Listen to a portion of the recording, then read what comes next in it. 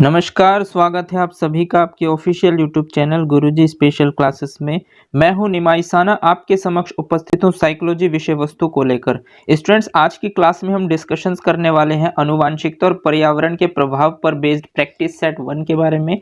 तो चलिए स्टार्ट करते हैं और जानते हैं कि आनुवांशिकता और पर्यावरण का जो प्रभाव हमने लास्ट क्लासेस में कवर किए हैं, उससे रिलेटेड प्रश्न आपके एग्जाम में किस तरीके से पूछे जाते हैं। तो चलिए स्टार्ट करते हैं और देखते हैं फर्स्ट क्वेश्चन आपके लिए क्या है। तो फर्स्ट क्वेश्चन आपके लिए है स्टूडेंट्स की प्रकृति पोषण विवाद निम्नलिखित में से किससे संबंधित है। देखिए, प्रकृति यानी नेचर और पोषण का मतलब होता है नर्चर या न्यूट्रिशन आप कह सकते हैं। लास्ट क्लासेस में हमने डिस्कशन किए हैं नेचर वर्सेस नर्चर के बारे में। तो यहाँ पर आपसे प्रश्न पूछे गए हैं प्रकृति पोषण विवाद निम्नलिखित में से किससे संबंधित है। ऑप्शन फर्स्ट है आनुवांशिकता एवं वातावरण से, ऑप्शन सेकंड है व्यवहार एवं वातावरण से, ऑप्शन थर्ड है वातावरण एवं जीव विज्ञान से और ऑप्शन फोर्थ है वातावरण एवं पालन पोषण से। तो स्टूडेंट्स, अगर आपने मेरे लास्ट लेक्चर्स देखे होंगे तो आपको पता चल जाएगा इस क्वेश्चन का आंसर क्या हो सकता है। बट चलिए हम इस पर डिस्कशन करते हैं कि जो प्रकृति होता है आपका, जिसे हम बोलते हैं नेचर, ठीक, और जो पोषण होता है वो होता है आपका नर्चर, ठीक है। तो प्रकृति पोषण विवाद यानी कि नेचर वर्सेस नर्चर का जो टॉपिक है ये किससे रिलेटेड होता है। तो देखिए, वातावरण एवं पालन पोषण, वातावरण जिसको कहते हैं, पालन पोषण भी लगभग उसी को ही कहते हैं और दोनों सेम शब्द है, तो ये नहीं हो सकता। और वातावरण एवं जीव विज्ञान की बात कर रहे हैं तो ये भी नहीं हो सकता। और व्यवहार एवं वातावरण यानी कि अगर आप वातावरण में रहते हैं तो आप व्यवहार सीखते हैं, इसका मतलब थर्ड ऑप्शन भी नहीं हो सकता। और जैसे कि आपने टॉपिक पढ़ा है आनुवांशिकता एवं वातावरण का किस तरीके से इफेक्ट होता है किसी भी बच्चे के डेवलपमेंट पर, तो इसका मतलब यह है कि प्रकृति एवं पोषण जो है, प्रकृति किसको रिप्रेजेंट करती है, आनुवांशिकता को, और जो पोषण होता है आपका वो आपका रिप्रेजेंट करता है एनवायरनमेंट को। तो इस क्वेश्चन का राइट आंसर हो जाएगा आनुवांशिकी एवं वातावरण। आई होप आप इस क्वेश्चन को समझ पाए होंगे। चलिए नेक्स्ट क्वेश्चन पर आगे बढ़ते हैं और देखते हैं कि सेकंड क्वेश्चन में आपसे क्या पूछे जा रहे हैं। तो देखिए, सेकंड क्वेश्चन में आपसे पूछे गए हैं कि निम्नलिखित में से कौन सा कथन सत्य है। यानी निम्नलिखित में से आपको एक ऑप्शन बताने हैं जो राइट है, बाकी 3 ऑप्शन गलत है। तो उसको देखिए, फर्स्ट ऑप्शन आपसे पूछा गया कि आनुवांशिक बनावट व्यक्ति की परिवेश की गुणवत्ता के प्रति प्रत्यय उत्तरात्मक को प्रभावित करती है। ऑप्शन सेकंड है गोद लिए गए बच्चों का बहुबुद्धि लब्धांक IQ होता है जो गोद लिए गए उनके सगे भाई बहन का होता है। यानी कि अगर आपने एक बच्चे गोद लिए हैं तो उस बच्चे का जो IQ होगा वो उतना ही होगा जो उनके सगे भाई बहनों का होगा। और नेक्स्ट ऑप्शन है अनुभव मस्तिष्क के विकास को प्रभावित नहीं करता, यानी कि जो आपके एक्सपीरियंसेस होते हैं वो आपके मेंटल डेवलपमेंट को प्रभावित नहीं करता, ये बता रहे हैं। और फोर्थ ऑप्शन ये है कि आपका विद्यालयीकरण का बुद्धि पर कोई प्रभाव नहीं पड़ता, मतलब आप जो स्कूल जाते हैं तो उससे आपकी इंटेलिजेंसी पर कोई इफेक्ट नहीं पड़ता, मतलब आपकी बुद्धि पहले से इंप्रूव नहीं होती है, इसका कोई लेना देना नहीं है। तो आप बताइए इस क्वेश्चन के जो 4 ऑप्शन है उसके हिसाब से आपको कौन से ऑप्शन इस क्वेश्चन का लग रहा है। तो देखिए, अगर मैं बात करूं तो आपके पास है कि गोद लिए, सेकंड ऑप्शन, गोद लिए गए बच्चों का बुद्धि लब्धांक IQ होता है जो गोद लिए गए उनके सगे भाई बहनों का होता है। तो देखिए, चाहे आप गोद लीजिए या ना लीजिए, हर एक बच्चे की IQ लेवल डिफरेंट होती है, ठीक है। नेक्स्ट ऑप्शन है अनुभव मस्तिष्क के विकास को प्रभावित नहीं करता। देखिए, आप किसी भी वर्क को करते हैं, आपको एक्सपीरियंस होता है, तो उस एक्सपीरियंस के बेसिस पर आपका जो है मेंटल डेवलपमेंट होता है और आप उससे रिलेटेड अगर आपके सामने कोई भी चैलेंजेस आते हैं तो उसको आप बड़ी आसानी से कर सकते हैं। लेकिन यहाँ पर ये साफ साफ बता रहे हैं कि जो अनुभव होते हैं वो मस्तिष्क के विकास को प्रभावित नहीं करता, इसका मतलब ये भी गलत है। और नेक्स्ट फोर्थ ऑप्शन आपसे पूछा गया था कि विद्यालयीकरण का बुद्धि पर कोई प्रभाव नहीं पड़ता, मतलब जो बच्चे स्कूल जाते हैं क्या उनकी बुद्धि इंप्रूव नहीं होती है, तो इसका मतलब थर्ड ऑप्शन भी आपके हिसाब से गलत होगा। तो आई होप आप क्वेश्चन का आंसर सही समझ पाए होंगे कि आनुवांशिक बनावट व्यक्ति की परिवेश की गुणवत्ता के प्रति प्रत्यय उत्तरात्मक को प्रभावित करती है। यानी कि जो आनुवांशिक बनावट है किसी भी व्यक्ति की वो परिवेश की गुणवत्ता के प्रति, यानी कि जैसे जैसे उसका परिवेश होगा उसके अकॉर्डिंग वो उसको क्या करेगा, प्रभावित करेगा। तो कहीं ना कहीं ये क्वेश्चन राइट है और सत्य है, इसीलिए इस क्वेश्चन का सही आंसर हो जाएगा option number first. I hope आप सेकंड क्वेश्चन को भी समझ पाए होंगे। चलिए नेक्स्ट क्वेश्चन पर आगे बढ़ते हैं और देखते हैं थर्ड क्वेश्चन आपसे क्या बोल रहा है।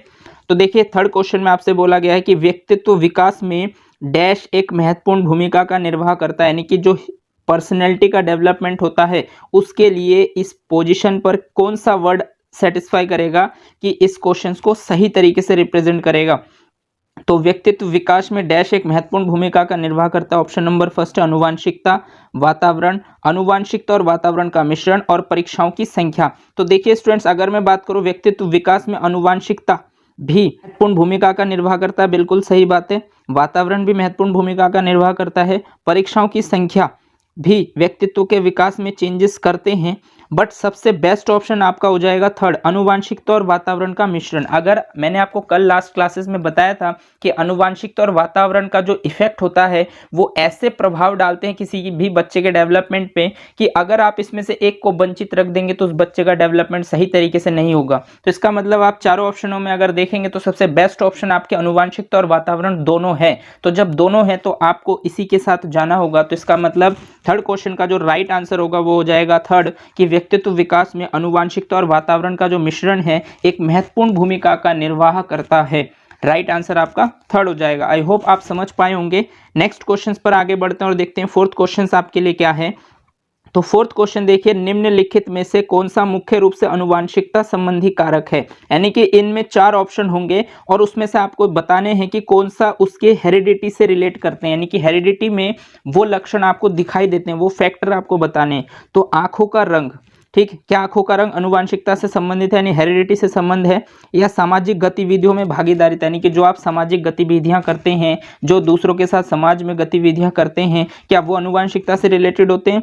या थर्ड ऑप्शन है समकक्ष व्यक्तियों के समूह के प्रति अभिवृत्ति, यानी कि जो आपके समकक्ष व्यक्तियां होते हैं, यानी कि जो आपके कक्षा के लोग होते हैं उनके समूह के प्रति आपकी जो अभिवृत्ति होती है, यानी कि आपका जो दृष्टिकोण होता है, क्या वो अनुवांशिकता से संबंध रखते हैं। या फिर चिंतन पैटर्न, मतलब आप जो सोचते हैं क्या आपके पिता भी उसी तरीके की सोच को सोचते होंगे, तो ये चिंतन पैटर्न के अनुवांशिकता से रिलेटेड है। तो आप समझ सकते हैं कि चिंतन हर एक व्यक्ति अलग अलग तरीके से करता है, ये नहीं हो सकता। समकक्ष व्यक्तियों के समूह के प्रति अभिवृत्ति, यानी कि एक ही कक्षा के जो भी व्यक्ति होंगे वो जब ग्रुप में होंगे तो उनके प्रति आपका दृष्टिकोण, ये भी जरूरी नहीं कि हर व्यक्ति एक दूसरे के लिए एक ही जैसा सोच रखे। नेक्स्ट है सामाजिक गतिविधियों में भागीदारिता, मतलब आप अगर किसी गतिविधि में भाग लेते तो ऐसा जरूरी नहीं कि आपके पिताजी भी या आपकी माताजी भी आपकी तरह ही भागीदारिता को रिप्रेजेंट करते, इसका मतलब ये भी नहीं है। तो इसका मतलब आंखों का रंग इसका राइट आंसर होगा। आपने देखा होगा कि जिन पेरेंट्स के आंखों का रंग डिफरेंट होता है उनके बच्चों का भी आंखों का रंग डिफरेंट होता है, उन्हीं की तरह अपने पेरेंट्स पर या माता पिता दोनों के ऊपर जाते हैं, या उनका हेरिडिटी से रिलेट होता है, जिस वजह से उनकी जो आईज का कलर होता है वो एक जैसे होते हैं। अनुवांशिकता से संबंधित आंखों का रंग होता है क्योंकि आपने नोटिस किया होगा कि जो पेरेंट्स होते हैं उनके बच्चे का भी आई कलर होता है वो लगभग सेम होते हैं। तो ये कहीं ना कहीं आंखों का रंग जो होता है वो रिलेट करता है अनुवांशिकता से। तो इस क्वेश्चन का राइट आंसर हो जाएगा आपका option number first. I hope आप क्वेश्चन फोर्थ को समझ पाए होंगे। नेक्स्ट क्वेश्चन आपके लिए स्टूडेंट्स, निम्नलिखित में से डैश के अतिरिक्त सभी वातावरणीय कारक विकास को आकार देते हैं, यानी कि निम्नलिखित में से डैश के अतिरिक्त सभी वातावरणीय कारक, सभी एनवायरनमेंट फैक्टर जो है वो डेवलपमेंट को आकार देते हैं। यानी कि इसमें एक ऑप्शन होगा जो इस पोजीशन पर आएगा, उसको छोड़कर बाकी सब जो है डेवलपमेंट को इनहेंस करते हैं। तो इसमें एक ऑप्शन गलत है, बाकी तीनों ऑप्शन सही है जो वातावरणीय कारक यानी वातावरण से रिलेट करते हैं। तो देखिए फर्स्ट ऑप्शन है पौष्टिकता की गुणवत्ता, यानी कि अगर आप पौष्टिक खाद्य पदार्थ देते हैं या पौष्टिकता की गुणवत्ता रखते हैं तो क्या वो बच्चे के एनवायरनमेंट को डेवलप करता है। दूसरा होता है संस्कृति, यानी कि आप बच्चे के लिए जो संस्कृति रखते हैं, रिप्रेजेंट करते हैं, क्या उस बच्चे के डेवलपमेंट में इफेक्ट करता है। और शिक्षा की गुणात्मकता, मतलब अगर आप टीचिंग में क्वालिटी लाते हैं तो क्या उस बच्चे का डेवलपमेंट हो पाता है। और फोर्थ है शारीरिक गठन, यानी कि जो आपका फिजिकल स्ट्रक्चर है बॉडी का, अगर आप इस तरीके की गतिविधियां रखते हैं, मतलब आपका शारीरिक गठन एक जैसा होता है, तो क्या वो डेवलपमेंट को आकार देते हैं। इन चार ऑप्शन में बताइए कौन सा ऑप्शन राइट हो सकता है। आई होप आप समझ पाए होंगे कि निम्नलिखित में से डैश के अतिरिक्त सभी वातावरणीय कारक, यानी कि जो इन्वायरमेंट के फैक्टर है वो पौष्टिकता की गुणवत्ता बिल्कुल सही है, संस्कृति भी बिल्कुल सही है, और शिक्षा की गुणात्मकता, मतलब इन तीन चीजों की हेल्प से आप क्या कर सकते हैं, उस बच्चे के वातावरणीय फैक्टर को चेंज कर सकते हैं और वो कहीं ना कहीं उस बच्चे को डेवलपमेंट में हेल्प करेंगे। बट जो शारीरिक गठन हो जाएगा ये इस क्वेश्चन का ऑप्शन नंबर फोर्थ राइट होगा, कि जो शारीरिक गठन होता है, यानी कि जो फिजिकल स्ट्रक्चर होता है किसी भी बच्चे का, चाहे उसकी हाइट कम हो या उसका वेट ज़्यादा हो, इससे उस बच्चे के डेवलपमेंट में कोई इफेक्ट नहीं पड़ता, क्योंकि उस बच्चे को जो है अपनी डेवलपमेंट के लिए उसके अंदर क्वालिटेटिव इन्हेंसमेंट करना पड़ता है, मतलब उसके गुण क्वालिटी को चेंज करना पड़ता है, ना कि उसकी क्वांटिटी मात्रा को। तो इसका मतलब जो आपका शारीरिक गठन हो जाएगा, इसको छोड़कर बाकी तीनों जो है उसके एनवायरमेंट फैक्टर को रिप्रेजेंट करते हैं, जो बच्चे के डेवलपमेंट में हेल्प करते हैं। तो इस क्वेश्चन का राइट आंसर हो जाएगा आपके पास शारीरिक गठन, कि आपसे वही नेगेटिव पॉइंट पूछ रहे हैं जो उस बच्चे के जो उसके विकास को आकार देते हैं। इसमें शारीरिक गठन के अतिरिक्त बाकी सभी फैक्टर जो है वो उसके डेवलपमेंट को आकार देते हैं। बाकी सारे फैक्टर वातावरणीय कारक है, सिर्फ शारीरिक गठन जो है वो उसका क्या है, फिजिकल जो स्ट्रक्चर है वही उस बच्चे का हेरिडिटी से रिलेट करता है। बाकी जो तीन ऑप्शन है वो उसके एनवायरनमेंट से रिलेट करते हैं, और ये तीनों ऑप्शन जो है उसके डेवलपमेंट में हेल्प करते हैं, सिर्फ शारीरिक गठन को छोड़कर। तो आपको इस क्वेश्चन में वही ऑप्शन बताने थे जिसको छोड़कर बाकी सब उसके डेवलपमेंट में आकार देते हैं। तो उस नेगेटिव पॉइंट के हिसाब से फिफ्थ क्वेश्चन का आंसर नंबर हो जाएगा फोर्थ। आई होप आप समझ पाए होंगे स्टूडेंट्स। ये लेवल होता है सीटेट में, इस तरीके के प्रश्न पूछे जाते हैं। ये अंडरस्टैंडिंग बेस्ड क्वेश्चंस होते हैं जिसमें आपसे नेगेटिव ऑप्शंस को पूछ रहे हैं कि आप क्या उस पॉइंट को पहचान पा रहे हैं कि नहीं पा रहे हैं। चलिए नेक्स्ट क्वेश्चन पर आगे बढ़ते हैं और सिक्स क्वेश्चन आपके लिए देखते हैं।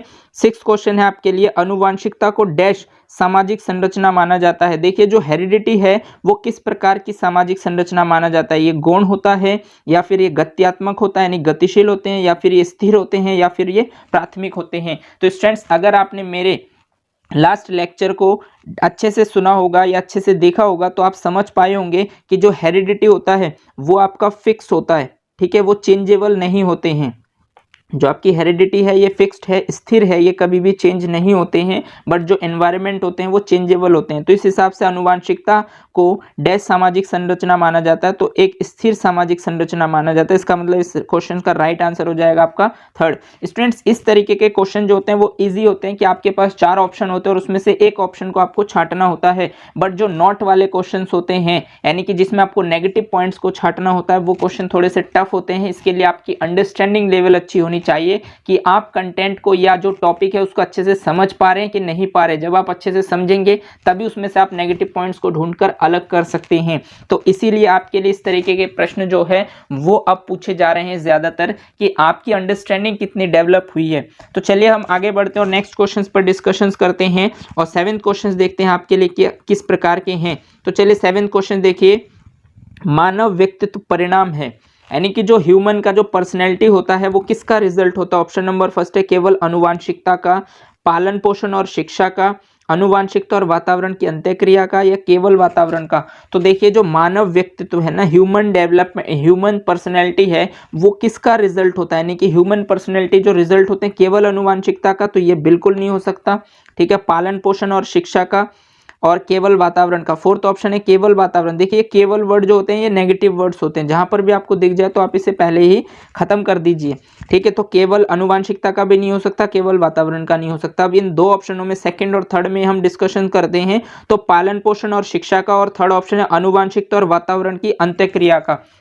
तो अगर आप ये देखेंगे पालन पोषण और जो शिक्षा है वो कहीं ना कहीं आपके इन्वायरमेंट को रिलेट करते हैं, मतलब यहाँ पर इस ऑप्शन में हेरिडिटी कहीं पर भी नहीं है। और जो मानव का व्यक्तित्व होता है वो परिणाम होता है अनुवांशिकता और वातावरण के संयुक्त उत्पाद का। तो इसका मतलब सेकंड ऑप्शन भी आपके थर्ड ऑप्शन के सामने बहुत ही संकुचित अर्थ रिप्रेजेंट करते हैं। और थर्ड ऑप्शन देखिए बहुत ही अच्छा है कि अनुवांशिकता और वातावरण की अंत्यक्रिया का, यानी जब बच्चे की अनुवांशिकता भी अच्छी होगी और उसको वातावरण भी अच्छा मिलेगा तो इन दोनों की जो अंत्यक्रिया है यानी कि आपस में जो क्रिया है इससे उस बच्चे का जो व्यक्तित्व है, पर्सनैलिटी है, वो बिल्कुल ब्राइट है, बहुत ही बेहतरीन प्रदर्शन करेगा यहाँ पर बच्चा, अगर उसकी अनुवांशिकता भी बहुत अच्छी है और उसे एनवायरनमेंट भी बहुत अच्छा मिला हो। फॉर एग्जांपल के लिए अगर मैं आपको बता दूं, कोई पेरेंट्स हैं जो आईएएस हैं, यानी माता भी आईएएस और पिता भी आईएएस, तो उसका बच्चा 100% आईएएस होता है। इसका रिजल्ट ये है कि उस बच्चे की जो आईक्यू लेवल है वो माता पिता का आईक्यू लेवल हाई होने की वजह से उस बच्चे का आईक्यू लेवल भी हाई होता है,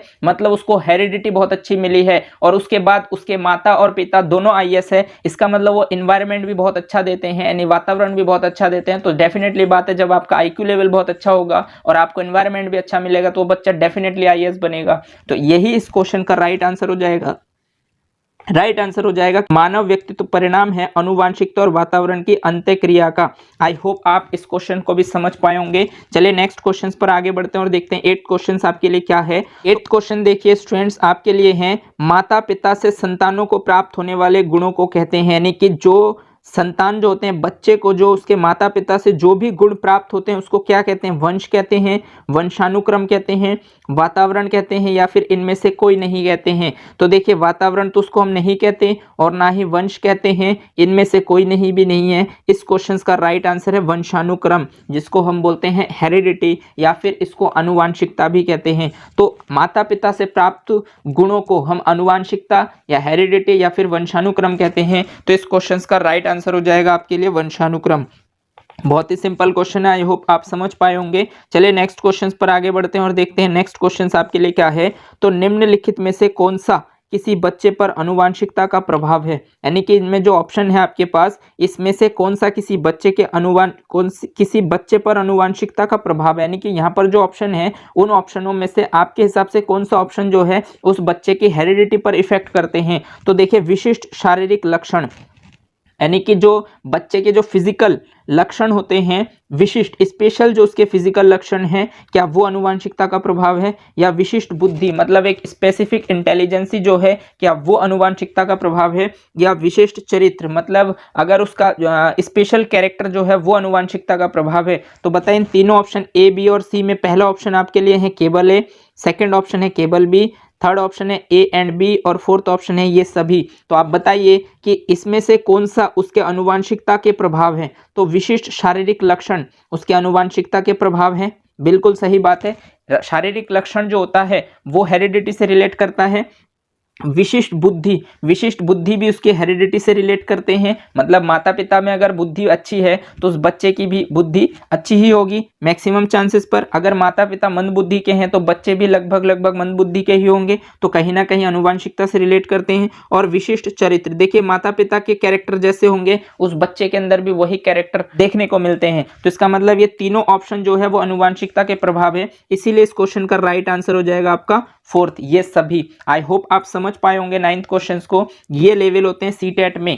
ठीक, नेक्स्ट क्वेश्चंस पर आगे बढ़ते हैं और देखते हैं 10th क्वेश्चंस आपके लिए क्या है। देखिए ये जो लेवल है स्टूडेंट्स, ये लगभग सीटेट में पूछे गए प्रश्न हैं। कुछ एक आपके इसमें सीटेट वाले प्रश्न भी है, कुछ आपके यूपीटेट वाले प्रश्न भी हैं, जिनको आप पढ़ने के बाद आपको ये रियलाइज हो जाएगा कि आपने किस तरीके के कंटेंट कवर किए हैं लास्ट क्लासेस में, और उस टॉपिक को जो आप पढ़ रहे हैं इसका क्या रीजन है कि इससे रिलेटेड एग्जाम में किस तरीके से प्रश्न बनते हैं। देखिए स्टूडेंट्स, अगर आप कंटेंट को अच्छे से कवर करते हैं और उसके बाद उस पर बेस्ड प्रैक्टिस सेट लगाते हैं तो आपको कंफर्म हो जाता है कि लेवल किस तरीके से पूछे जाते हैं और क्या कंटेंट में इतना दम है कि यहाँ से क्वेश्चन बन सकते हैं कि नहीं बन सकते। तो मैं कोशिश यही कर रहा हूँ कि जिससे आपकी तैयारी बिल्कुल अच्छे से हो पाए, वो सारे इंपॉर्टेंट पॉइंट्स मैंने कलेक्ट किए हैं, जिसकी हेल्प से आप अगर कंटेंट को बहुत अच्छे से कवर करते हैं और उसके बाद क्वेश्चन आंसर सेट को लगाते हैं तो आपको रियलाइज हो जाएगा कि आपकी तैयारी किस प्रकार की है। अगर आपने मेरे लास्ट क्लासेस को नहीं देखे हैं तो आप इस चैनल के प्लेलिस्ट पर जाकर देख सकते हैं, और सभी पहले मेरे हिसाब से मैं आपको सजेस्ट करूंगा सबसे पहले आप इसके कंटेंट को कवर करें, उसके बाद इस पर बेस्ड जो क्वेश्चन आंसर यानी प्रैक्टिस सेट को लगाए, ताकि आपको अनुभव हो पाए कि आपकी तैयारी किस तरीके से हो पा रही है। चलिए आगे बढ़ते हैं 10th क्वेश्चन पर और देखते हैं 10th क्वेश्चन आपके लिए क्या है। आपकी कक्षा का एक छात्र बुद्धि से बहुत श्रेष्ठ है लेकिन शरीर से काफी कमजोर है। आप उसके पिता से मिलते हैं तो देखते हैं कि उसके पिता भी बुद्धि से तो श्रेष्ठ है किंतु शरीर से काफी कमजोर है। आपके अनुसार इसका कारण हो सकता है? मतलब आपकी कक्षा का एक छात्र बुद्धि से बहुत श्रेष्ठ है, यानी कि इंटेलिजेंसी में तो काफी तेज है, बट शरीर से काफी यानी फिजिकली जो उसका डेवलपमेंट है वो क्या है, वीक है। आप उसके पिता से मिलते हैं, मान लीजिए आप उसके पिता से मिलते हैं और देखते हैं कि उसके पिता भी बुद्धि से तो श्रेष्ठ है बट शरीर से वो भी कमजोर हैं। तो आपके अनुसार इसका कारण क्या हो सकता है? पौष्टिकता भोजन का अभाव, क्या उस बच्चे को सही पौष्टिक भोजन नहीं मिल पा रहे हैं, या पिछले कई वर्षों की बीमारी, या उसे पिछले कई वर्षों से बीमारी है, या थर्ड ऑप्शन है आनुवांशिकता का प्रभाव है, फोर्थ ऑप्शन इनमें से कोई नहीं। तो बहुत ही आसान क्वेश्चन आप समझ पाए होंगे कि अगर उसके पिता भी बीमार हैं, आईक्यू लेवल उसके पिता का भी हाई है और वही लक्षण उसके बच्चे में भी है, तो माता पिता से जो भी बच्चे में गुण प्राप्त होते हैं वो आनुवांशिकता होते हैं। तो फर्स्ट ऑप्शन नहीं हो सकता, सेकंड भी नहीं हो सकता और फोर्थ भी नहीं हो सकता। इस क्वेश्चन का राइट आंसर आपका थर्ड, आनुवांशिकता का प्रभाव है उस बच्चे के ऊपर। आई होप आप समझ पाए होंगे। चलिए नेक्स्ट क्वेश्चन पर आगे बढ़ते हैं और देखते हैं 11th क्वेश्चन आपसे क्या पूछ रहा है। तो देखिए 11th क्वेश्चन है आनुवांशिकता और वातावरण परस्पर, देखिए आनुवांशिकता यानी कि हेरिडिटी और वातावरण आपके एनवायरनमेंट है, ये परस्पर है, निर्भर है, पूरक है यानी कि एक दूसरे के कॉम्प्लीमेंट है, या सहयोगी है। तो देखिए आनुवांशिकता और वातावरण मैं आपको बताता हूं कि किसी भी बच्चे के डेवलपमेंट के लिए इन दोनों का होना जरूरी है। अगर आप इसमें से एक को मिस कर देते हैं तो कहीं ना कहीं उस बच्चे का डेवलपमेंट नहीं हो सकता। अब मान लीजिए कि आप किसी बच्चे में इन दो में से सबसे ज्यादा प्रीफर किसको करेंगे, तो मेरे हिसाब से आप वातावरण को सबसे ज्यादा पसंद करें, क्योंकि एनवायरनमेंट को आप चेंज नहीं कर सकते। एनवायरनमेंट उस बच्चे के माता पिता से उसको जो मिलना है वो फिक्स है, उसे आप बदल नहीं सकते, बट आप उसके एनवायरनमेंट को चेंज करके उस बच्चे के डेवलपमेंट को बहुत अच्छा कर सकते हैं। तो इसीलिए जो आनुवांशिकता और वातावरण है ये एक दूसरे पर निर्भर करते हैं, ठीक है, ये एक दूसरे के पूरक है। मतलब अगर एक नहीं होगा तो दूसरा भी सही तरीके से उस बच्चे का डेवलपमेंट नहीं कर पाएगा, तो ये एक दूसरे के पूरक है। और तीसरा यह है कि एक दूसरे के सहयोगी भी हैं, इसलिए तीनों ऑप्शन जो ऑप्शन देता है वही उसका राइट आंसर होगा। तो पहला ऑप्शन केवल ए यानी ये नहीं हो सकता, केवल बी नहीं हो सकता, केवल सी भी नहीं हो सकता। इसका मतलब इस क्वेश्चन का राइट आंसर है आपका 4, ये सभी। आई होप आप समझ पाए होंगे 11th क्वेश्चन को भी। स्टूडेंट्स आज के लिए बस इतना ही। इसी तरीके से रिलेटेड जो भी प्रश्न हैं इनको हम नेक्स्ट क्लासेस में कवर करेंगे। आई होप आप समझ पाए होंगे कि जो आनुवांशिकता है और जो आपके वातावरण है यानी कि हेरिडिटी एंड एनवायरनमेंट का जो इफेक्ट होता है किसी भी बच्चे के डेवलपमेंट पर, वो किस तरीके से होता है। तो अगर आपने मेरे कंटेंट वाले वीडियो को नहीं देखा होगा तो सबसे पहले प्लेलिस्ट पे जाके कंटेंट वाले वीडियो को देखिए और उसके बाद आप प्रैक्टिस सेट लगाइए, तो आपको रियलाइज हो जाएगा कि कंटेंट को किस तरीके से कवर करना होता है और उस पर बेस्ड क्वेश्चन किस तरीके से बनते हैं। तो सब चीजें आपको क्लियर हो जाएंगे। आई होप आपको ये क्लास अच्छी लगी होगी। अगर ये क्लास आपको अच्छी लगी हो तो इसे लाइक कीजिए, इसे अपने दोस्तों के साथ शेयर कीजिए ताकि वो भी इस क्लास का अधिक से अधिक लाभ ले सके। और अगर आपने चैनल को सब्सक्राइब नहीं किया है तो चैनल को सबसे पहले जाके सब्सक्राइब कर लीजिए और बेल आइकन को भी प्रेस कर दीजिए, ताकि इसी तरीके के बेनिफिशियल वीडियो जब भी मैं आपके लिए बनाऊं तो आपको टाइम टू टाइम नोटिफिकेशन मिलते रहें। और मैं इसी तरीके से आपके लिए वीडियोस बनाता रहूंगा ताकि आपके यूपी टेट में सीडीपी से रिलेटेड कोई भी प्रॉब्लम ना हो। धन्यवाद। जय हिंद।